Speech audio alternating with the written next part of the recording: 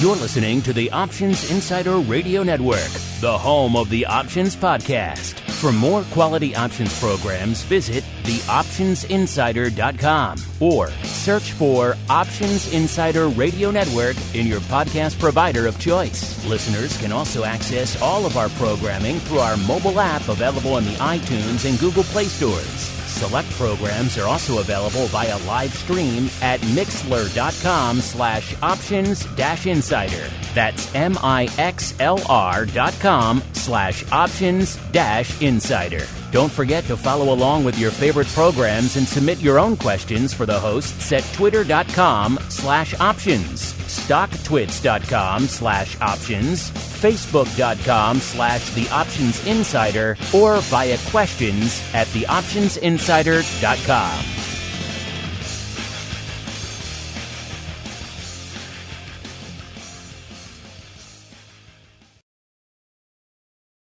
Gold, crude oil, corn, soybeans, and more.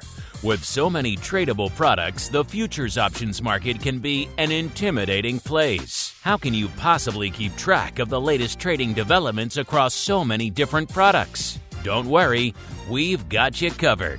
Welcome to This Week in Futures Options, the program designed to help active futures options traders stay on top of this ever-changing marketplace. Each week, we'll break down the top trades, hot products, volatility explosions, and much more. This Week in Futures Options streams live, so be sure to check out our live stream via the Mixlr app. That's MIXLR. Or join our live chat room at mixlr.com/options-insider.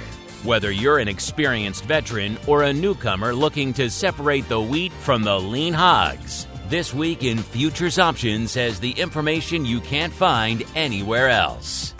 This Week in Futures Options is brought to you by CME Group, the world's leading and most diverse futures and options exchange. For more information and educational resources about futures options at CME Group, visit cmegroup.com/options. This Week in Futures Options is also brought to you by FTSE Russell, a leading global provider of benchmarks, analytics, and data solutions. For more information, please visit ftserussell.com, cboe.com, and cmegroup.com. And now, get ready to break down the latest futures options trading activity. It's time for This Week in Futures Options.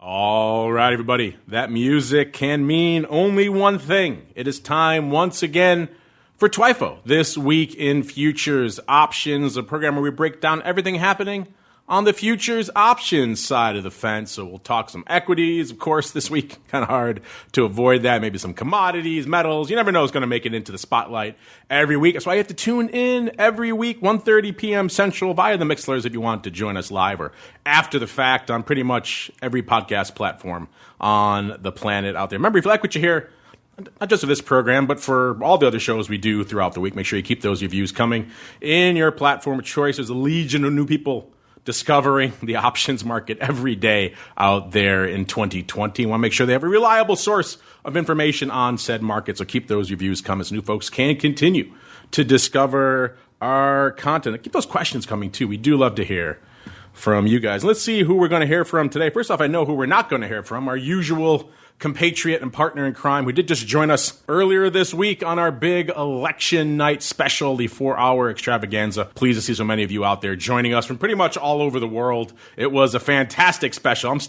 My voice is still recovering from it out there. We're breaking it up into smaller pieces if you missed it, listeners. So that should be hitting the network as we speak. Pretty much half-hour chunks throughout the entire 4-hour extravaganza. Numerous special guests, people from all over the world joining us in the chat and everything else. It was great. So if you missed any part of it, stay tuned to the network. You will see it there. But of course, our buddy Mr. Smith from FTSE Russell, he joined us on the special. Can't join us this week, of course. He is out on assignment. Don't worry, though. We've got a slew of guests joining us. They're all going to have to squeeze in together because they're all going to share the CME Group hot seat. Going to squeeze 3 people into it today. Let's see how they fit. Let's start off with our old friend, Mr. Tim McCourt, the Managing Director and Head of Equity Products over there at CME Group. Tim, welcome back to TWIFO, sir. It has been too long. Great. Yeah, thanks to be here. Thanks for having me. Looking forward to today's show. Should be a fun one. And also joining us, make some room there, Tim. You got to squeeze over a little bit today. Because also joining us for the first time, Mr. Dan CARRIGAN, the Associate Vice President for North American Markets over there at NASDAQ. Dan, welcome to TWIFO and indeed to the Options Insider Radio Network. Thanks, Mark. You know, it's always a sunny day in Philadelphia for options traders. And today, it's a sunny day. How long have you been sitting on that one, sir?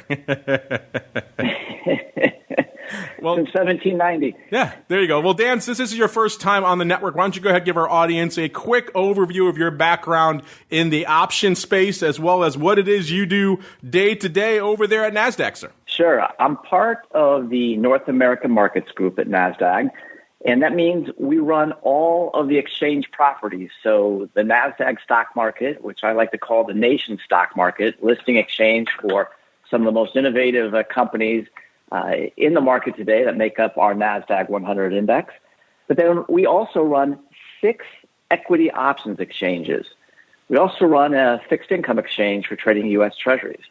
But I'm based here in Philadelphia at what's called NASDAQ PHLX. It's a equity options exchange trading floor, and it's also the successor to what was called the Philadelphia Stock Exchange, which my moniker of 1790, it relates back to the founding of trading in this country, April 5th, 1790. So we have a 230-year legacy of trading and innovation, and it's all centered on options. We handle roughly 35 to 40% of industry equity options volume every day. So its options are part of NASDAQ's DNA. So happy to be here today, Mark. And I was asked specifically, he said, forget about you, Tim. I was asked specifically from Sean to pass along his regards to you, Dan, and said he hopes to see you on the show again soon. So there you go. I did my duty for God and country, sir. The world loves Sean Smith. That's all I have to say. He is a pretty fun guy most of the time out there. And also joining us, make room, we have another guest joining us on the CME Group hot seat today, Mr. Scott Bauer, the Chief Executive Officer over there at Prosper Trading Academy. Scott, welcome back to TWIFO, sir. Thank you. So glad to be back with you. Obviously, it's a bit of a hot and heavy week, mostly on the hot to the upside now, post-election. Really quickly, it's probably been a pretty turbulent week for you guys over there at Prosper, but what's been lighting up your tape? What have your clients been coming to you and asking for in this lead up to the election and now this post-election rally to the upside, sir? Well, you know, the trades were mainly based around volatility, not just direction in the market in general, but volatility. And our take prior to the election and even now was that it was just a fantastic time to possibly sell volatility right before the election. Again, not having anything to do with market direction up or down, but just the anticipation of the election, the anticipation of how long it may drag on, almost like a little bit of a buy the rumor, sell the news type of event. So my clients and myself, we've been selling volatility across the board for the last week or so and looking to start covering a little bit of that. Yeah, you and a lot of the market these days. We saw a pretty aggressive vol crush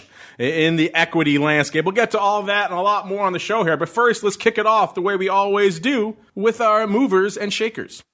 It's time to find out what's rallying on the light side and falling to the dark side at CME Group this week. It's time for the Movers and Shakers Report. All right, buckle up for this one, listeners. Welcome to the Movers and Shakers, a portion of the show we break down everything that's moving to the upside and usually to the downside on CME this week. I think since we started doing this on this show years ago, I cannot recall another time when the chart was as skewed as it is right now. Breaking down all of the major trading products over there on CME. Usually we clearly have enough for a top 5 and a bottom 5 usually in each direction. And this week, not so much. Pretty much the entirety of the chart is on the green with the exception of 2. So we have a bottom 2 this week for our dark side. Dan, this is usually where I ask one of our guests to choose which direction we should start in, to the upside or to the downside. I'm guessing you're probably going to lean upside today, Dan, because there's not a heck of a lot to parse on the downside, sir. Mark, I love America. I always believe it's a bull market somewhere. Upside. All right, let's do it. We're going to expand it a little bit today, listeners. Usually we do a top 5. We have to do a top 10 today because there is pretty much naught but green on the screen today. Number 10 over there at CME. Remember, these are pretty much straight up underlying movement since our last show. We're not talking changes in volume or volatility or skew or anything like that. Just straight up underlying movement here. Number 10, the NASDAQ 100 E-mini up about 6.4%. Number 9, the Russell 2000 E-mini up about 6.44%. Number 8, still staying in equity land, the S&P Mid-Cap 400 up 6.57%. Number 7, still staying in equity land, the Dow E-mini up 6.6%.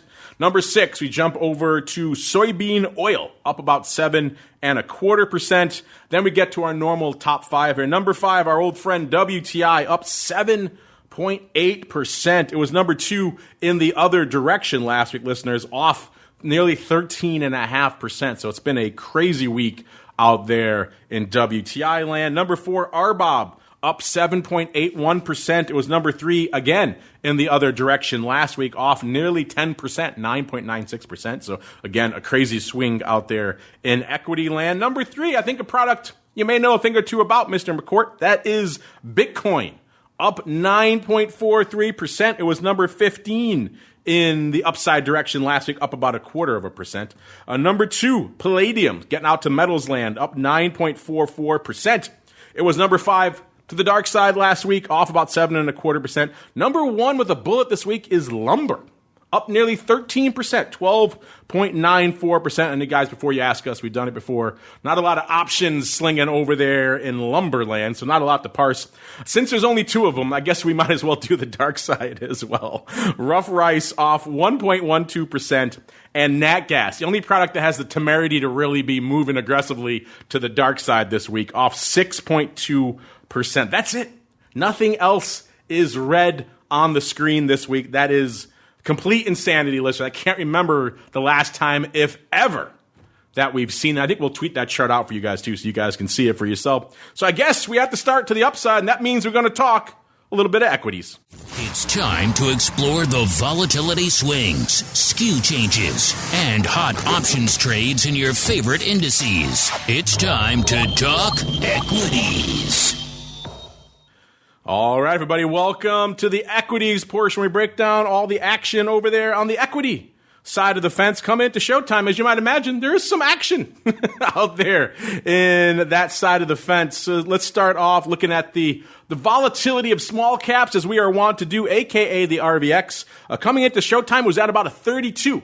That puts it down 8, almost 9 handles from where it was this time last week, about 887, and also well off the high of about 42 3/4 that it hit intra week there, about 10 handles off of that. So impressive downside, as Scott was alluding to, a little bit of vol coming in there. VIX come into showtime was at about a 2770. That puts it off about 8.5 handles from where it was this time last show. Our old friend VVIX, which is kind of the volatility of volatility in the large caps at least, down to about a 119, is 24 points below where it was this time last week. And our new friend, our newest addition to the volatility suite out there, VOLQ, at about a 29.25 coming into the start of the show. It puts it down almost 7 handles, about 6 3/4 handles from where it was this time last week. So in case you're wondering, those spreads, the VIX to small cap, VIX to RVX at about a 4.3, which is about 1/3 of a point tighter than last week. And even, let's do a little VIX and VOLQ. Why not? Not quite apples to apples, more like apples to tangerines,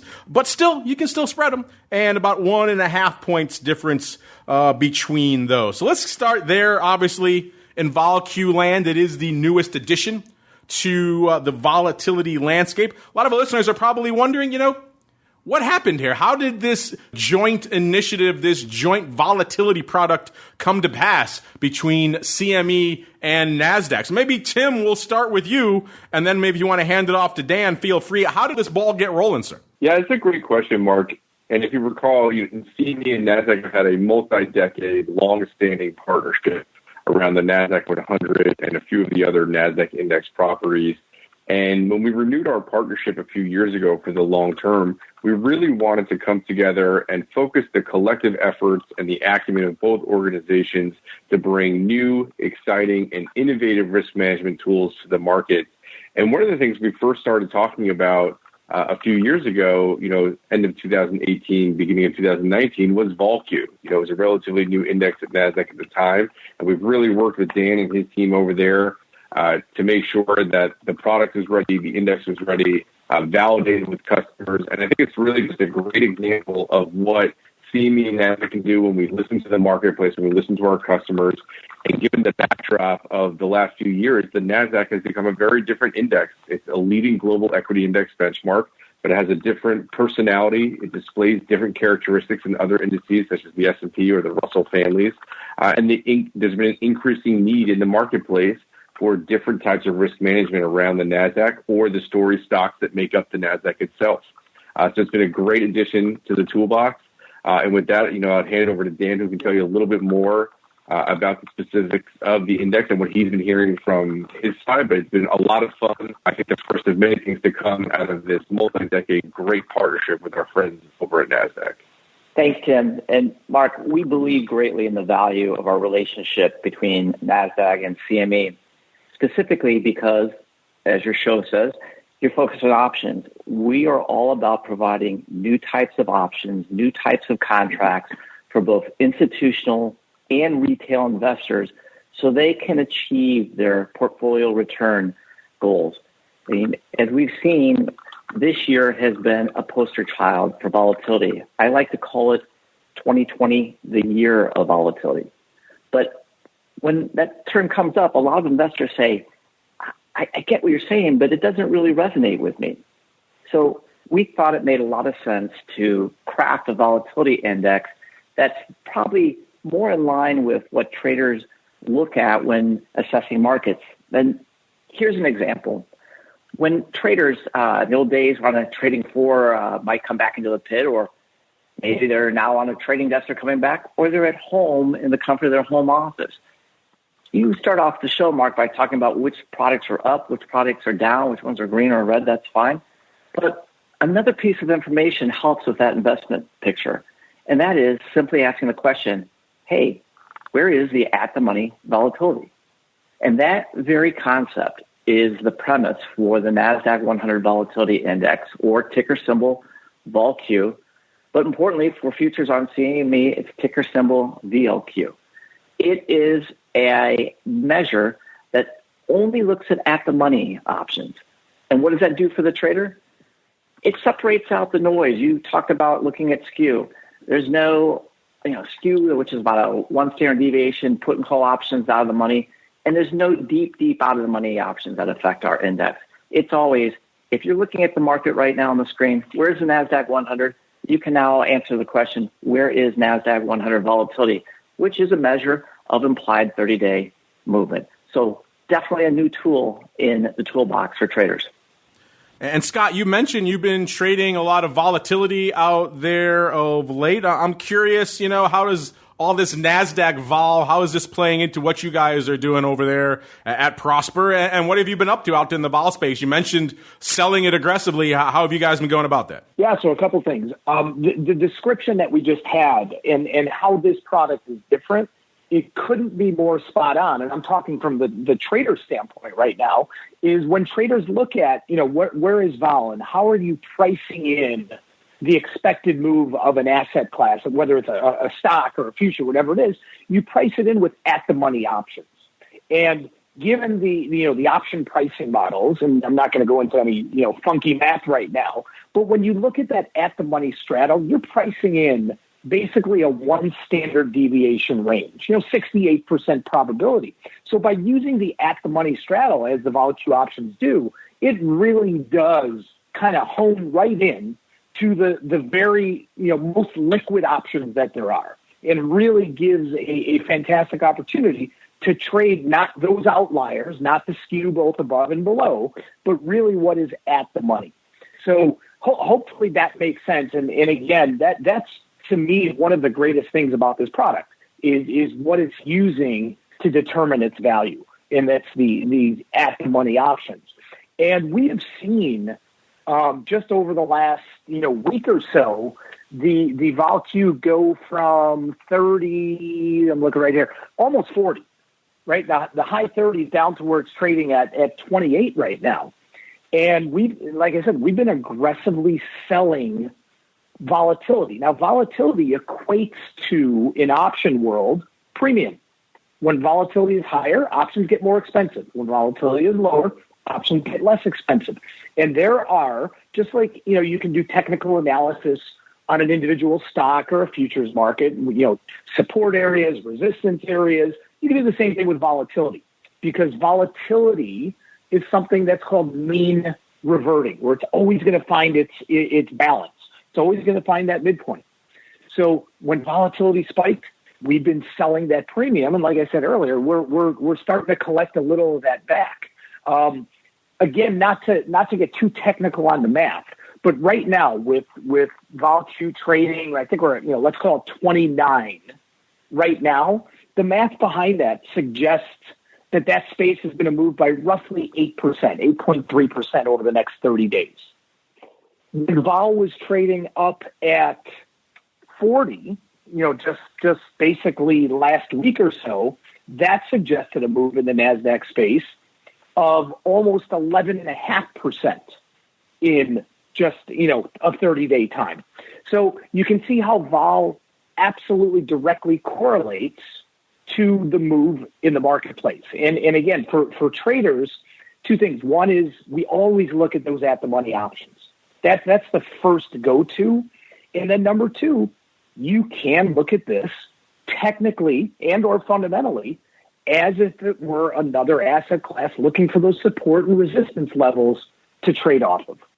It's interesting you brought that up, because that was going to be my next question for you, is kind of what attracted you to the VOLQ, Scott. Was it the fact that, NASDAQ, a very volatile index, we talk about it all the time in terms of these big tech names are really moving and shaking and rocking and rolling on just about any given day. They're usually leading the market to the upside and to the downside. So the fact that there finally is a volatility product on NASDAQ, which has kind of been an underserved volatility space for a while, was it that attracted you? Or was it kind of, as you just pointed out, the notion that VOLQ is really kind of a just the facts, ma'am, kind of volatility product? You're not incorporating the skew. You're not getting any sort of what are the call wings doing? What is the put wing doing? It's straight up just at the money. Was it a combo of both of those? Or what was it that brought you over to the dark side there, Scott?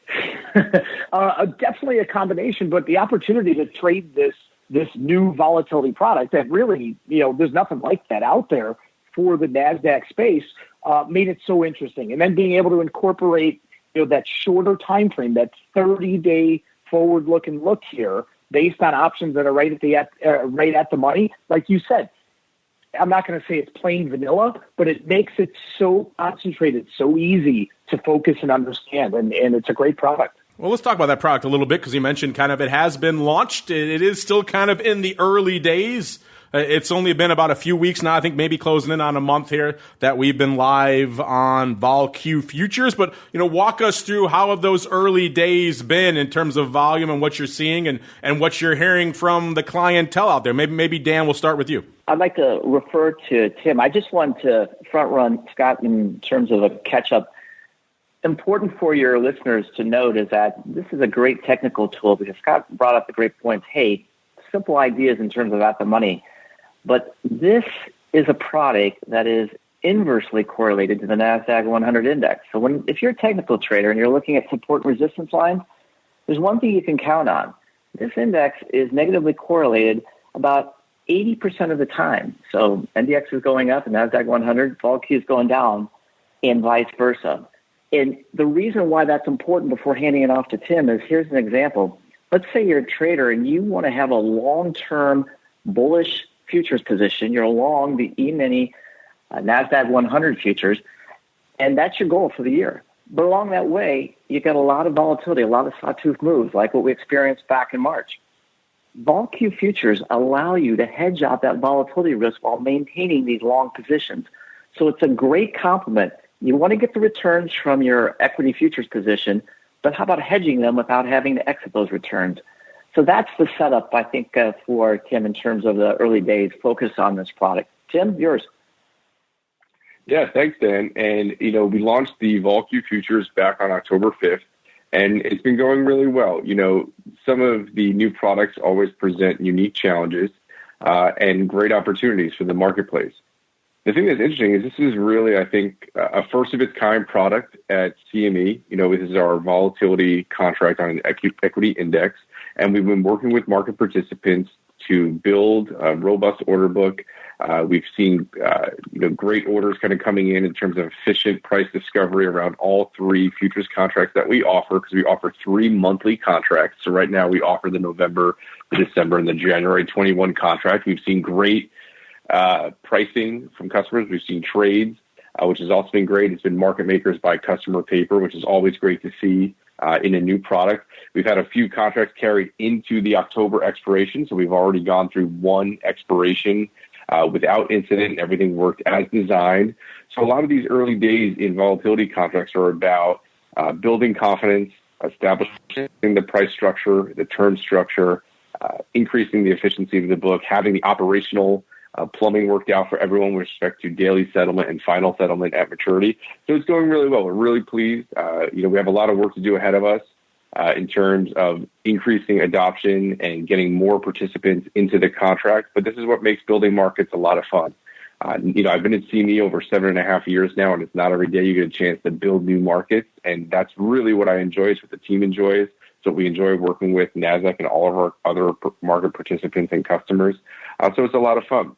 But I think what's interesting to note, too, is just to kind of add some comments to what Scott and Dan were saying about what makes VOLQ unique. It really is the NASDAQ 100 itself. The NASDAQ 100 has been a tremendous tradable product the last few years, with the futures complex at CME almost up 100% over 2019, which was a previous record year for NASDAQ. So as more and more trading happens in the NASDAQ 100 complex, it's going to make VOLQ more and more attractive. I'd also like to point out, Mark, you were saying, when looking at something like VOLQ versus the VIX, it's not necessarily apples to apples. And I kind of say you're half right. It's really apples to apple, because what I mean by that is the Apple is worth kind of 2x in terms of its component weight in the NASDAQ versus the S&P. It's about 12% in the NASDAQ, a little over 6% in the S&P 500. So it's really important that people understand SPX and VIX is very different than NDX and VOLQ. They're different indices with different underlying constituent weights and different return profiles. I mean, the NASDAQ 100 index is, outperforming the S&P this year by almost 25% in terms of price performance to the upside. That's going to give you very different characteristics of volatility. So VIX is not necessarily good enough if you're trying to trade volatility around the NASDAQ 100 or any of those top component stocks that make up the NASDAQ 100. Well, you kind of picked an auspicious or perhaps inauspicious time to launch a new volatility product, of course, leading right into an event that many people thought might be the biggest volatility event of the year, of course, the election. It is still playing out, obviously, out there in the broad markets. I'm curious, maybe, Tim, we'll start with you. Was there any maybe concern about launching a new vol product ahead of that? Just because, as you mentioned, it takes a while to get all, the I's dotted and T's crossed in a new product, get people used to what's going on out there to provide the liquidity, all that stuff. That could be sometimes challenging ahead of a big frenetic event, or maybe was it the opposite? Did you say, hey, this is going to be a big volatility event. We want to make sure we get VOLQ futures out the door ahead of it so people can start trading it. What was the viewpoint there? That's a great question. I would say I think it's a little bit of both, right? I think it's always a little bit exciting and nerve-wracking to launch new products and kind of release them into the wild, so to speak, on their own and watch them grow up. But it really was, based on the feedback we have from customers, is that I think what we're seeing even play out right here is that, we're still waiting for the results of the U.S. election. I think in general, people are expecting there to be some volatility in the market, but I also think people are expecting it not to necessarily end this week. Either if we have a Remain administration in the White House or a change in administration, we're expecting the markets to react over the coming months as the new agendas get set for the next few years. And we think that's going to be an ongoing need of the marketplace to trade around that volatility. And now they have a tool through VOLQ futures, as Dan said, the ticker is VLQ at CME. They now have that new contract to manage that risk in the marketplace. So I think a little bit of both, but we certainly wanted this new tool in the toolbox before the election so people could get used to it and use it in the coming weeks and months. And as we all know, if you look back, volatility doesn't necessarily discriminate. If it's not here right now in the election that people want to trade, volatility will always come back at some point and always keeps us guessing. So it's not a tool just for the election. We think it's a great tool, again, suggested for complementary trading around the NASDAQ 100 your options portfolio, or even some of the other volatility products that you may be trading out there in the marketplace. Dan, same question for you. Was the election a big consideration for you guys over there at NASDAQ when you're thinking about putting this product out? Or was there maybe some trepidation ahead of it? Or was it kind of the opposite? Was it, hey, this is going to be a big volatility event. We want to make sure this product is out there and available for people ahead of it so they can actually trade it during this big event? We believe that in launching any product, the first three things that we should attend to are education, education, and education. And that was really our focus. But, Mark, when you launch new products, you can't time everything throughout the year, although obviously we had the election on the agenda. So we looked at it in the sense that there hasn't been a volatile month like what we experienced in March in years. So we felt consistent with the year, there would be no better time than to get this product exposed to the market so that traders can start to understand how it acts and reacts to market situations. So there's no better environment than being live and available for trading. It's what brings out traders to educate themselves, look at the markets, check with their broker. Do I have this symbol set up on my screen? Am I tracking it? That kind of thing. So we felt the best thing we could do for education is have this product launch during one of the biggest moments of the year with the U.S. Presidential and congressional elections. So it's all about real time and being real. Speaking of real time, you guys can head on over there, cmegroup.com/TWIFO or /TWIO. Both of those places will give you the opportunity to generate the reports that we use throughout the show here, usually week after week on TWIFO. So just type in your product you want, pull the drop down, and you're off to the races, the volume, the volatility, the skew, all that good stuff. Of course, Dan and Tim, one of the things we won't find in that report yet, and I know I'm going to head off these questions now because I know we've already gotten some before the show, so I know we're going to get more when people listen to this. One of the things they won't find in that report is VOLQ because there are no options yet. The futures are kind of just out of the gate, but again, I know we're already getting these questions. So let's just head them off now.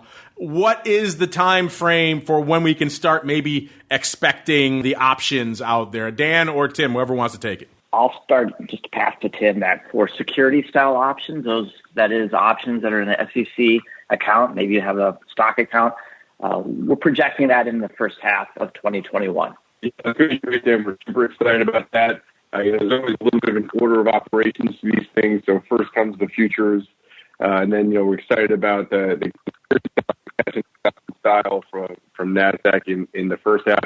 And then for options on futures, we always like to let the ecosystem develop, something that we'll keep our eye on. But I think in general, a key focus of ours at CME and with the team at NASDAQ is that we want to build out that ecosystem. We want to make sure that for any real successful volatility offering, you need all facets to work: the futures, the cash options, futures options, structured products. We're really focused on building out the ecosystem over the next several months and years. But right now, our primary focus is getting the futures going strong because that's the first building block we have to have in place. And then next, as Dan said, will come the cash index options. And Scott, what is your preferred vehicle over there at Prosper? Are you guys primarily fixated on the options side? You're using the futures, maybe the underlying stocks? Is it kind of a mix depending on the scenario? What is your preferred go-through methodology over there at Prosper, sir? Yeah, it's primarily the use of options, but across all landscape. We do mix in futures and in stocks. But it's primarily options. So this tool being able to use, even a hedge against a basket of other positions, it's going to have, a beta correlation towards other stock positions potentially. I think it's tremendous. And again, I want to reiterate the point that was made earlier, which I didn't say, but was brought up. Volatility product like this, it is an inverse type of signal. So obviously the higher that this would be means, typically maybe there's a little bit more fear and usually the market's on a downswing and vice versa. That is really a correlation. But being able to have this as even just a hedge against other positions is going to be tremendous. Well, like we said at the top of the show there, obviously it's been a tumultuous week. We saw a lot of action going on in the volatility space leading into the election. Now coming out of it, we saw the markets kind of last week having some topsy-turviness. And, of course, post-election night at least, it's been all straight up. You kind of mentioned you were selling some vol and looking to take that off now. If you want to walk our listeners through really quickly, kind of what you've been up to out there, Scott, and what trades you've had on in the vol space and the equity space, have at it, sir. Sure. So in some of the ETFs that are out there, like in the triple Qs or in SPY, actually trading options there, the premium levels were so expensive. I mean, we saw volatility basically as high as it's been all year, with the exception of March, April. And they've been just incredibly expensive. And so we've been bringing that in and buying them back and just adjusting some of the directional positions that are out there. And then we also looked at some of the individual stocks last week, that especially towards the end of last week, that really, really got overextended from a technical standpoint to the downside, but volatility spiked upwards of 30, 40, 50% in those individual the implied volatility of some of those individual stocks. FedEx was one of them. Adobe was one of them, where we were just selling lots of premium, taking a little bit of a bullish position as well in those. But it's not like you can just look at the market in general and say, all right, I'm just going to sell volatility, right? You have to pick your spots. You always have to be risk defined, no matter whether it's in options or futures or equity, whatever it is. You always have to be risk defined. It always has to be calculated. But the thing about volatility is it is mean reverting. Volatility will always tend to come back to that midline. We just don't know the exact timing of that. And that's where, some of the nuances, obviously, in the experience of trading happens, and we don't always get it right. But the math behind volatility and volatility products does lend it to that. So it's been a very good trading environment. I'd say not just over the last couple of weeks, but really the entire year, with volatility levels, almost at levels that we haven't seen for a decade, for this extended period of time. So, if you're looking to trade directionally or non-directionally in the market, but trade the premium that's out there, it's been a great landscape for it. Speaking of trading that premium, this is TWIFO. People do come to us to break down some of the options action over there on CME Group. Unfortunately, we'll have to wait a little bit to get the VOLQ options breakdown. But I think in honor of Dan and his appearance on the show today, let's go out to a segment of the market we don't get to touch on all the time in the equity space. Let's talk NASDAQ. In particular, the NASDAQ 100 E-mini coming into, as of a few minutes ago, we saw that index, that future at about a 12,099, just flirting with 12,100. Not quite there out there. By the way, if you're wondering how many contracts this puts up, about 63,000 on the tape so far this week. So a fairly active contract, all things considered, out there. The most active contract this week, though, was the DEES contract, which is ironic. Usually in the weeklies you see, or I should say in the equities, you see weeklies all day, all the time. That's where the action is. Right now, in the NASDAQ E-mini options out there, we're seeing pretty much about all DEES all the time. About 30% of the paper going up this week is coming in that DEES contract. Let's break down some of the vol we're seeing out there. The at-the-money vol, if you're wondering, we just talked about VOLQ out there, which is the at-the-money vol. This is going to be the at-the-money vol of DEES. So a little bit different beast out here, about 28.81. So not that far away. The VOLQ come into showtime was at about a 29.25. So pretty close here in terms of what you're looking at in the DEES at the money vol out here. And let's break it down really quickly in terms of skew. By the way, if you're wondering, that's off about 8 handles from where it was this time last week. In terms of the skew, looks like the puts are always going to be bid, but a little bit less bid this week. They were 16.2% rich to the at the money last week. This week, about 14.6%. So the puts coming in, again, not a huge surprise as we talked about vol coming in. The indices are rallying.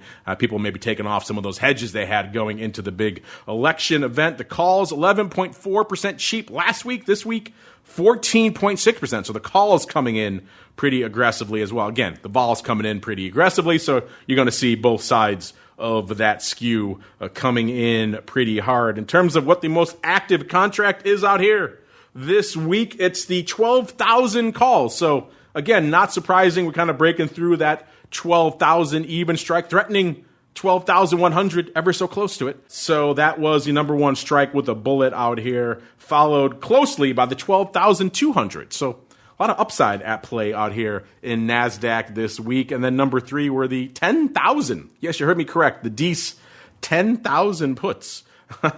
That's a strike that I wasn't expecting. And then we got to the 12,400s, number four, and then bring it up to Rios, like the 11,000 puts. So an interesting spectrum of liquidity going up out here in NASDAQ. Again, not a product we get to highlight all that often here on the program, but I'm glad we had a chance. Dan, you're my excuse to bring on some NASDAQ. We know we're talking about this kind of joint volatility venture here between CME and NASDAQ. Obviously, it's early days here, Dan and Tim, but I'm curious, is this perhaps maybe a bit of a peek behind the curtain, a peek behind the scenes of, can we expect more of these types of joint ventures, maybe in the volatility space, to come down the road? Maybe, I don't know, Dan or Tim, whoever wants to take it, have at it. Yeah, sure. I think it's always a great question. Mark, you always keep us on our toes here on TWIFO, but I think, for volatility, we're certainly focused on VOLQ right now. But I think just another example, which we announced, not too long ago, with our partners at NASDAQ, we are also working on a bunch of other stuff in the index space where we have the NASDAQ Velas California Water Index future, which is going live on December 7th. So that's another great example outside of equities that we're working with our partners at NASDAQ to bring innovative new risk management tools to the market. So we got lots of things keeping us busy. We launched the micro options back in August on S&P and NASDAQ. So yeah, lots of great things that we recently brought into the market, and the water futures on the horizon. It's really been great to see us rolling out all these innovations with NASDAQ. But tough to say what's coming after that. But like always, Mark, we'll come up with something else. We always do. Well, I'm looking forward to that. You kind of just touched on the micro options over there, also under your purview over there in equity land at CME. Tim, they've obviously been lighting it up this week. The futures as well. Any interesting nuggets you want to share with us on that front? Obviously, I'm sure they've been pretty active as a result of all the action this week, Tim. Yeah, so I think what's interesting on the micros is if we actually start with the micro options, they're continuing to grow in volume, doing a fair amount of trading in those, and that's really exciting to see on the back of the success of the micro E-mini futures. But I think one interesting to note is when we look at the micro E-mini NASDAQ 100 future, we actually established a new overnight trading hour volume record the night of the election back on the 4th into the 5th, trading just under 550,000 contracts, which beats the old, not so old record from September of 540,000. So that was great to see. And it's too bad that Sean Smith is not here. But also, the night of the election, we had the record in the micro E-mini Russell 2000 future and the E-mini, its older sibling, the E-mini Russell 2000 future, with the E-mini future doing 76,000 plus and the micro Russell doing almost 90,000 plus the night of the election. So lots of records in the micros. And micro NASDAQ 100 futures continues to be a great product, and the market really loves that product. It's having a great year here in 2020. Scott, that product's been kind of tearing it up of late. I've joked with Tim a number of times when he first announced it on this show way back a year and change ago. I didn't really think it would be the home run that it turned out to be. Now we, of course, have the options on them as well. Are these products that your clients over there at Prosper have been looking at? They're obviously very retail friendly in terms of size. Have you guys been trading these things? So, yeah, they do look at these products all the time, and they do trade them because of, like you just said, they are extremely retail friendly because of the price point in them. So the fact that they're tied to the regular E-mini futures and at a fraction of the size gives the retail investor the ability to trade a 1 lot, a 10 lot, hedge against a regular E-mini future. The more products like this, the better it is for the retail environment for sure. The more liquidity it adds to the marketplace, the more option, no pun intended, that people have to really get into the marketplace at any size they want, and the more ability they have to hedge other positions, to look at something maybe ahead of an earnings type of event or an event risk, the election or Brexit or anything like that, to really get a sense for having a position in the marketplace based on a certain event. This product, for me, and this is nothing against, the guys from CME here, but to me, this product for the retail investor or the retail trader could be the best product they've launched in a long, long time. And there's great products out there. This one, it continues to gain traction, and my clients love it. That's for sure. Yeah, well, the numbers don't lie, and folks are trading up these micros up a storm. The options also looking pretty active, too. Speaking of active, we've been pretty active on the show already. We're already starting to come up against it. I want to make sure we have some time for listener questions. But, Tim, we don't get you on the show very often. Before we rally into some other things, I have to touch on another product that is under your purview over there, which has been just blowing the doors off this week. Post-election, pre-election, it's Bitcoin. It's just on fire. Come into Showtime north of the 15,000 level out there, the 15,250 it was coming into Showtime. I think it's given up some of that back now, about 15,100 or so, but still north of the 15,000 level. We just talked about 9,000 not too long ago out there in Bitcoin land. So a huge run out there in Bitcoin land. I'm looking at the options right here. I know it's like you had a pretty active week out here on the options front as well, Tim. So, Tim, I know you've been busy launching all these new vol products and watching the micros light up the tape, but obviously crypto doing pretty well out there as well. What's been lighting up your tape from a crypto perspective this week, sir? Yeah, I mean, certainly both the Bitcoin options and the futures have been very active. Too uncommon that we see when we see some of these moves, like you said, Bitcoin going up to, 15,250 right now, like, a little over 15,100, kind of futures up almost 7.5% yesterday. They had a good move, they're moving a lot this week. It's just really been great to see not only the trading volume, but the open interest growth. There's been a lot of chatter about the institutional adoption of cryptocurrency and Bitcoin futures, and that certainly is what we've seen. But we see all types of market participants in our markets, in the futures and in the options. Open interest continues to grow, where we're just under 20,000 contracts of open interest in both the futures and options. And it's been a lot of fun to work on. It's really been exciting to see that when we have market-moving events here in the U.S. around, like, let's say the election this week, you're seeing both traditional and kind of non-traditional assets like Bitcoin be used at CME to manage risk. And it's been really a lot of excitement and interest and a lot of fun to watch this product continue to grow, continue to set new records at CME. And it's been a lot of fun to watch. I can't wait to see what 2021 and beyond brings for crypto. I can't wait to see what you guys have in store for us on the listener questions front. Before we do that, we have time to squeeze in one more product. So really quickly, before we get to your questions, let's do a quick dive into another one of your favorite product complexes. Yep, it's time to talk energy.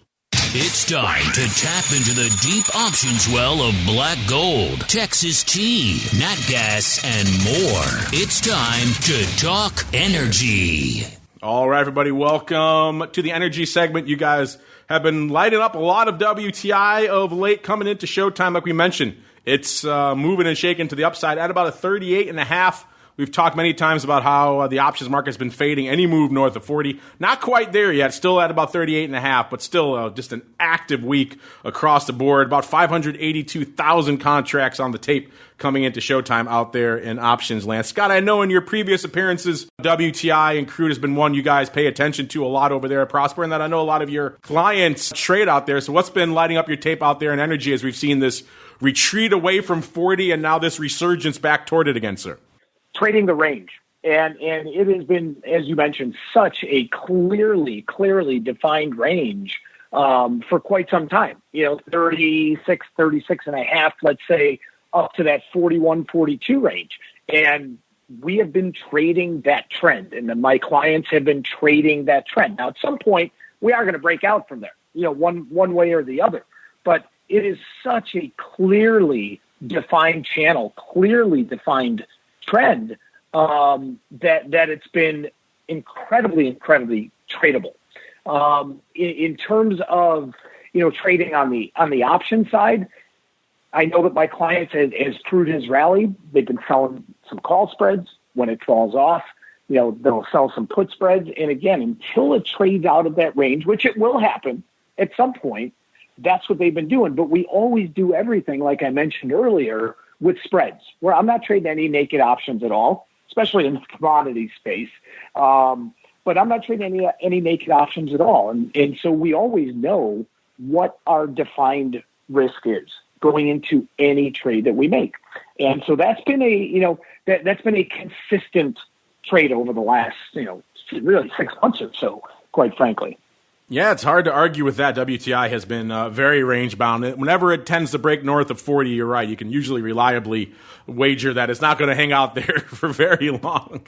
And the options market has faded any move of 40, or north of 40, I should say, for quite some time. Even in seemingly dramatic events in the past in the crude space, they still fade these rallies. Let's see what's going on out here today. Like we said, at about a 38.5 in that future out there. And the lion's share of the action once again, coming in the DEES contract here that has about 12 days to go. So it's within our usual frame of reference. I usually like to go a little bit beyond 2 weeks when I talk skew and vol and things like that. But we'll make an exception here because so much of the paper, 48% going up in this DEES contract. That vol out there, by the way, remember we talked it was north of 60 on our last show. So crude got just explosively volatile. You're talking more volatile than Bitcoin, more volatile than a lot of other assets out there in WTI. So you knew that probably was going to be a pretty short-lived, and it was. It's come off pretty aggressively this week. It's at about a 48.70 right now in that DEES contract. Puts it off nearly 20 points from a vol perspective. So pretty much it's been a vol apocalypse, Volmageddon out there in crude this week. In terms of skew-wise out there in DEES, the puts were leading the dance last week, 22, almost 23% rich. They had the money. So like we said, range-bound, fading that rally, and they were fading it hard last week.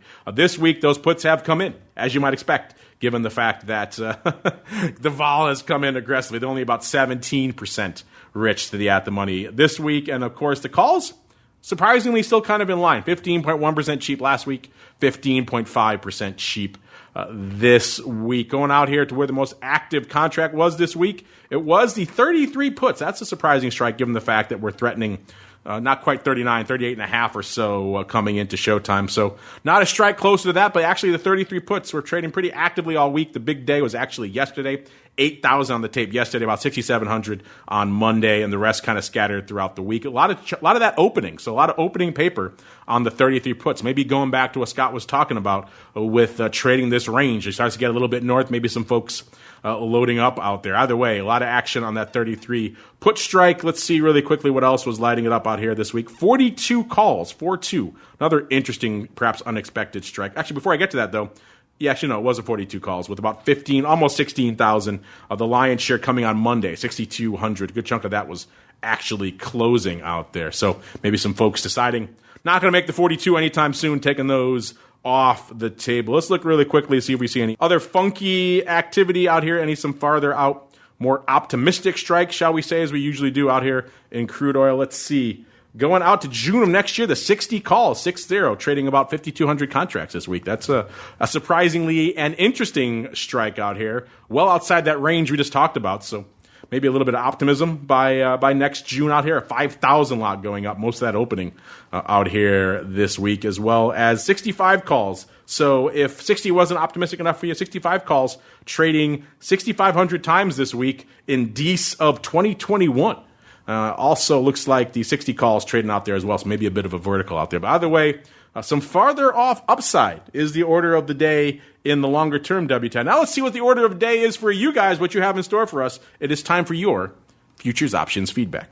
It's time for your questions, comments, and insights. It's time for Futures Options Feedback. Submit your questions at twitter.com/options, facebook.com/The Options Insider, stocktwits.com/Options Insider, or via questions at theoptionsinsider.com.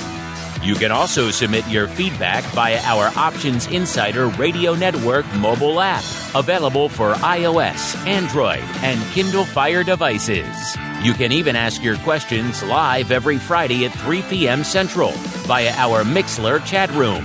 So grab the Mixlr app or just search for Options Insider at Mixlr.com. That's MIXLR.com. All right, everybody, welcome to your futures options feedback segment. Let's see how many of you we could squeeze in here in the time we have remaining. First up, Dan, this one sounds like it's up your alley. This comes from Bob Inotz. He wants to know, will we see a follow-up product from NASDAQ on the Nation Shares SKEWDEX product that will allow people to also have a volatility option to trade pure skew? Obviously, as you mentioned there, this VOLQ product is based around the Nation Shares / Nation Indexes methodology out there, which is just the facts, ma'am, just the at-the-money volatility of the NDX. But Nation Shares has other products that look at the skew, including, as he mentions here, the SKEWDEX products. So I'm curious, Dan, sounds like Bob is here as well. Have you looked at those? Any thoughts on doing something down that road in the future? We have. Fortunately, we have a great relationship with Nations Indexes, the creator of the methodology that underlies VOLQ. And as we focus throughout your entire, beginning of the conversation, the value to VOLQ is really a measure of at-the-money volatility.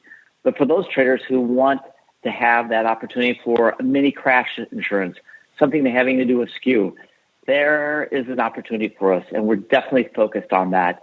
But it's down the road. Our goal is, as Tim said, we want to build out the ecosystem with VOLQ. Next, follow up with security-style options. Have that whole system for all kinds of traders who want to go between futures, securities options, back and forth, find arbitrage opportunities. That's where the real magic comes together in developing a new product.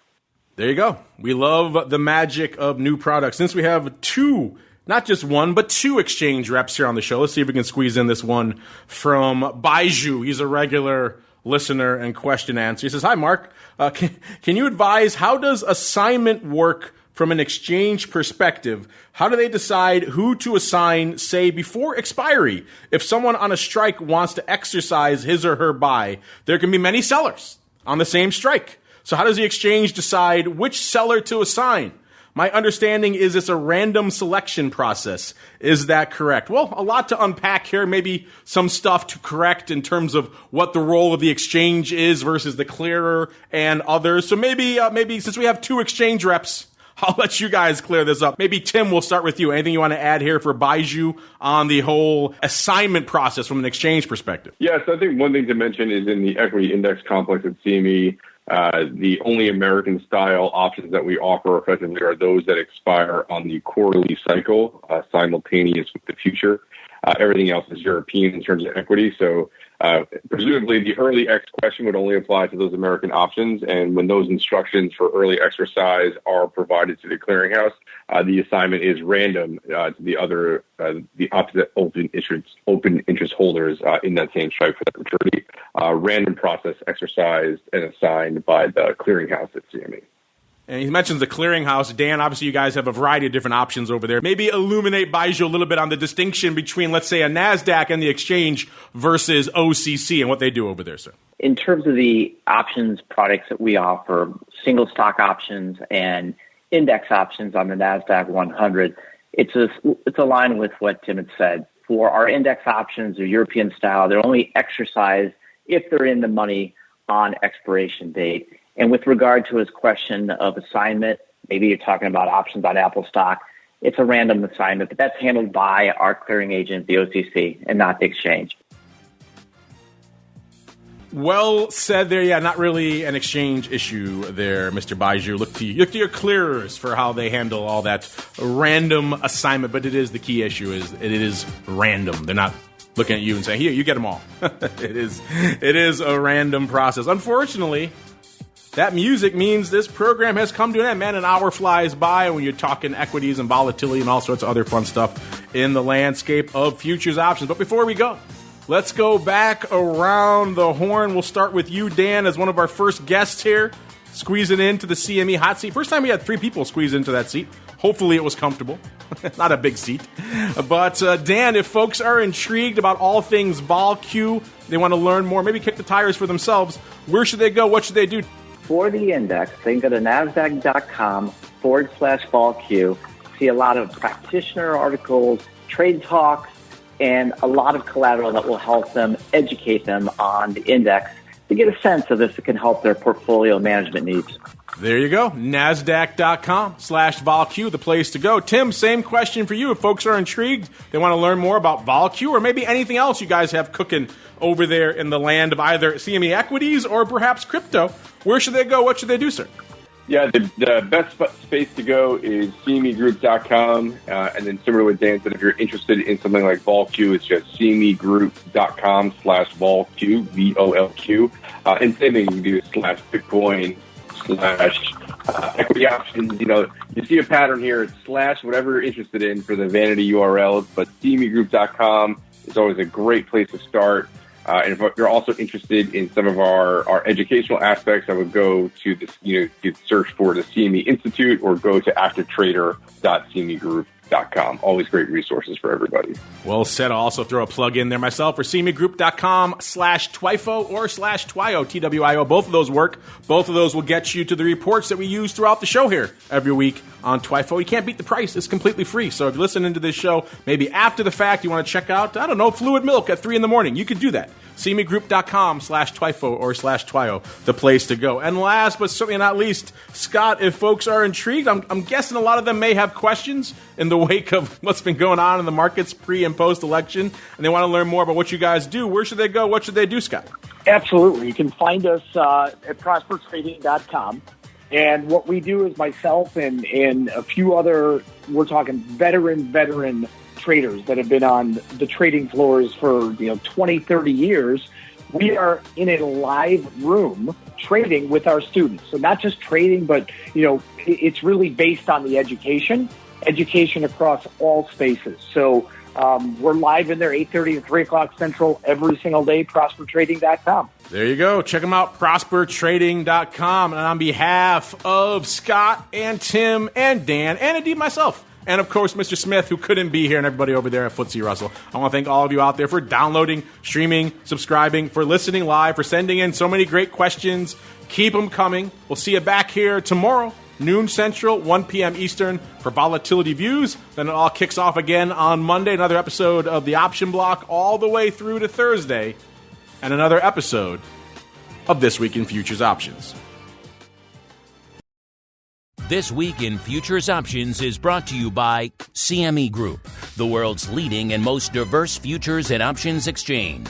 CME Group's markets help individuals and businesses around the world manage risks and seize opportunities. CME Group offers the deepest and most liquid options on futures across all asset classes, including interest rates, equity indexes, foreign exchange, energy, agriculture, and metals. For more information and educational resources about futures options at CME Group, visit cmegroup.com/options. This Week in Futures Options is also brought to you by FTSE Russell, a leading global provider of benchmarks, analytics, and data solutions. Investors in the U.S. and around the world are using FTSE Russell indexes to benchmark their investment performance and create investment funds, ETFs, structured products, and index-based derivatives. Many Options Insider Radio Network listeners will be familiar with the Russell 2000 Index. Russell 2000 futures and options are currently trading on the Chicago Board Options Exchange and CME Group. For more information, please visit ftserussell.com, cboe.com, and cmegroup.com. This broadcast is intended for informational and educational purposes only and does not constitute trading advice or the solicitation of purchases or sale of any futures or options.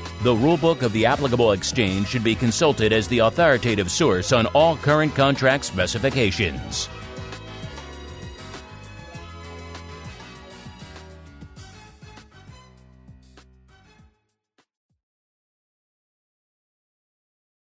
You're listening to the Options Insider Radio Network, the home of the Options Podcast. For more quality options programs, visit theoptionsinsider.com or search for Options Insider Radio Network in your podcast provider of choice. Listeners can also access all of our programming through our mobile app available in the iTunes and Google Play stores. Select programs are also available via live stream at mixlr.com/options-insider. That's MIXLR.com/options-insider. Don't forget to follow along with your favorite programs and submit your own questions for the hosts at twitter.com/options, stocktwits.com/options, facebook.com/The Options Insider, or via questions at theoptionsinsider.com.